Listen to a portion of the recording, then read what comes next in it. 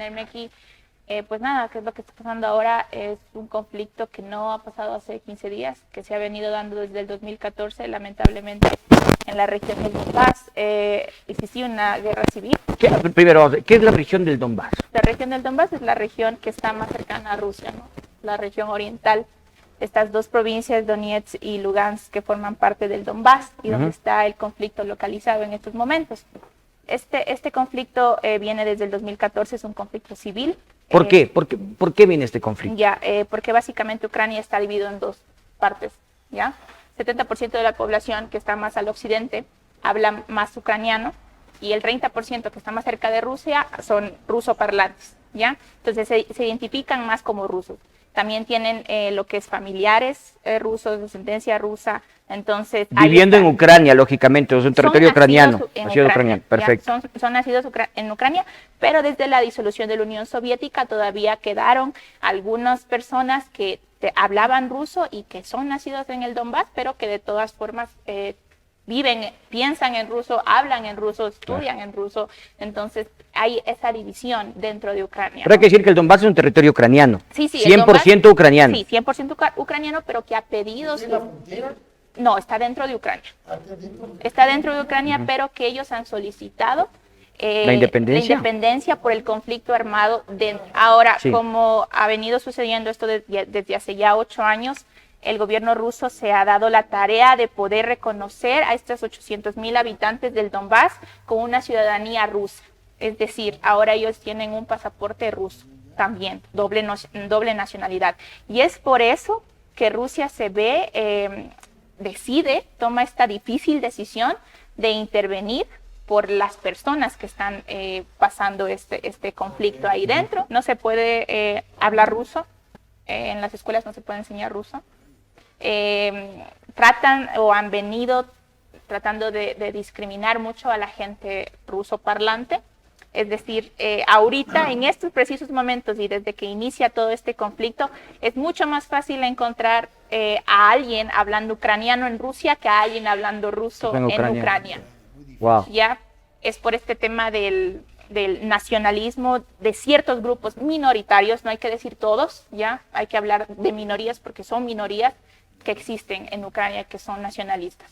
Entonces, ellos quieren hacer este tipo de limpieza, le llaman a ellos, que todo lo que tenga que ver o lo que dejó la Unión Soviética, ¿no?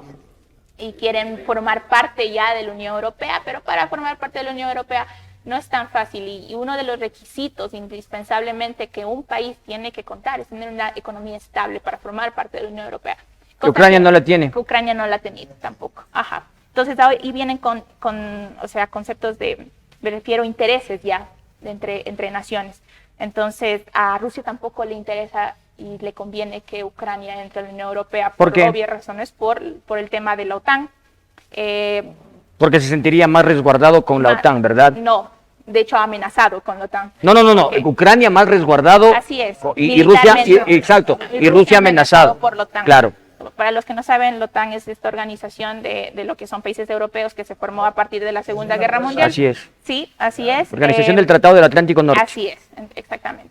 Entonces, conforme han pasado el tiempo, más países de la Unión Europea, bueno, no solo la Unión Europea, sino países de Europa del Este, se han ido uniendo a la OTAN, ¿no? Hay un acuerdo desde el 2008 donde la Unión Europea, es decir, esta organización de la OTAN, se comprometía a no acercarse, a no pasar las líneas rojas, ¿ya?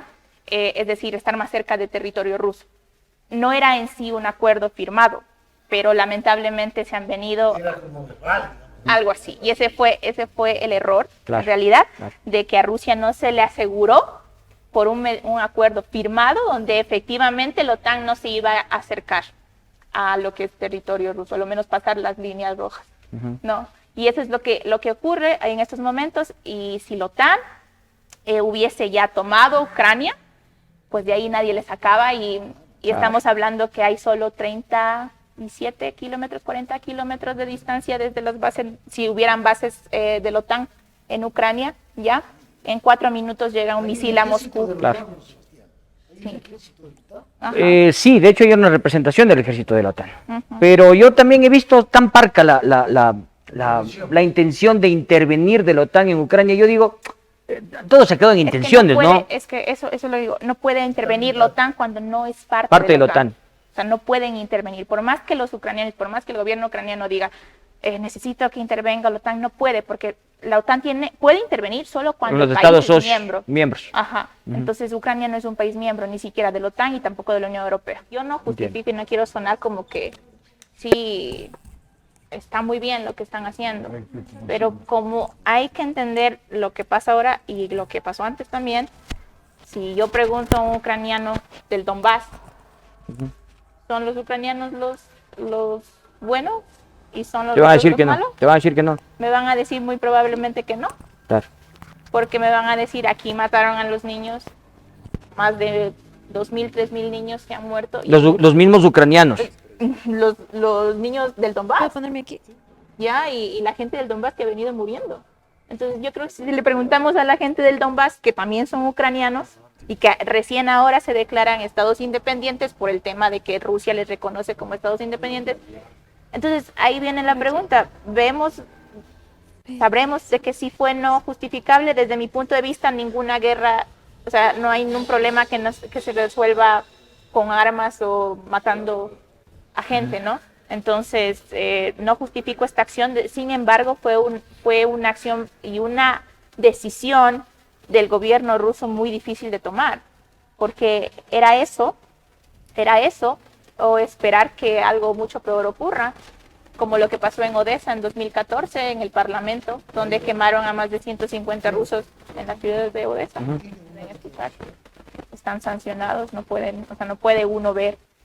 Bueno, en Latinoamérica pueda que suceda muy pronto, no se sabe, pero puede pasar, y ya ha pasado ya en otros países. O sea, Fer, ¿esto fue una bomba de tiempo entonces? Sí, hay un acuerdo firmado, el acuerdo de Minsk en el 2015, donde Francia, Alemania, Ucrania y Rusia se comprometen a dar un fin en este conflicto armado que está ocurriendo más de 8 años. Y, bueno, en la región de Donbass. En la región del Donbass.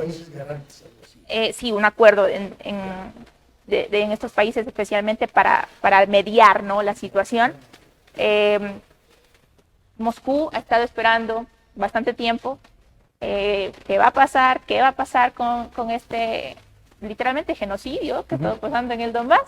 Y el gobierno ucraniano se ha hecho de la vista gorda y pues pasó lo que tenía que pasar. Y como digo, y quiero repetir, y no quiero que la gente tal vez piense que yo estoy a favor de la guerra o porque tal vez esté hablando desde la perspectiva, es lo que hay números, hay datos de la gente que ha muerto por este conflicto. Pero son datos que no han salido y no se han reflejado a la vista del mundo. Exacto, son datos que no se van a ver, y que ahorita, obviamente, como el conflicto está localizado, pues Ucrania y la gente que está ahí es la afectada, y ahorita no estamos viendo el lado de Ucrania, el lado triste, la gente sale, los refugiados, pero tampoco sabemos que hay muchos refugiados en las ciudades rusas. Hay más de 2.000 refugiados en la ciudad donde yo estudié. En menos de 15 días han llegado más de 2.000 refugiados del Donbass. Entonces, desde el 2015 está pasando eso, que llega gente del Donbass, principalmente a las ciudades cercanas a la frontera. Una de ellas es Kursk, donde yo estudié. Está Bielgorod también, que es otra ciudad muy cerca. Entonces, si tú en realidad ves como al ruso como invasor, ¿no?, como lo ven ahorita todo el mundo, le ve al ruso como invasor y son los malos, son los que provocan la guerra, ¿por qué dar refugio a la gente de Ucrania mismo, ¿no? Y darles un pasaporte ruso a más de 800.000 personas del Donbass, que ahora tienen el pasaporte ruso, y desde el 2015 han ido llegando a su ciudad. En realidad, los puntos del acuerdo no sabría decirlo ahorita, pero era dar fin lo que es al conflicto armado, ¿no? Se ha esperado bastante tiempo, y no ha habido ninguna respuesta del gobierno ucraniano, se ha seguido matando gente en el Donbass. Entonces, ¿qué es lo que tenemos que hacer? Entrar y desmilitarizar Ucrania. El fin era entrar a las bases militares, más no afectar a civiles. Claro. Pero en una guerra es imposible no afectar a un civil. Claro. ¿Ya? Fernanda, ¿por qué se sigue matando a la gente en el Donbass? ¿Eran solamente situaciones étnicas o se mezclaban otro tipo de cosas? Tendencia. por la tendencia, por otra forma de pensar muy distinta a la gente del, digamos. O sea, los ucranianos no soportaban que haya gente que quiera a Rusia ahí en Por ese haber sector. decidido así. Que hable ruso, que piense en ruso, que tenga más lado. Que tenga más afinidad, más cariño a Rusia Exacto, que a Ucrania. ¿Ya?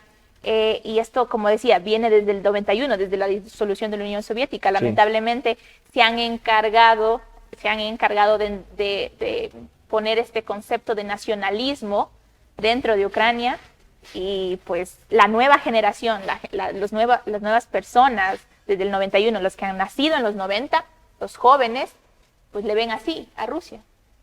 Entonces le ven de ese lado mal, que no están de acuerdo en absoluto. Y también pues la gente, me dirán pues la gente, entonces ¿por qué la gente en Rusia protesta? Porque la gente en Rusia le está afectando el tema económico, por los bloqueos, sanciones, porque su moneda ha perdido valor, más del 30%, que ha caído el rublo, 30-50%. O sea, no es porque están en contra de que se dé la guerra, sino por un tema más económico que armamentístico. Que nadie está a favor de la guerra. Me parece que ninguno de los dos países. Ninguno de los dos países está a favor de la guerra.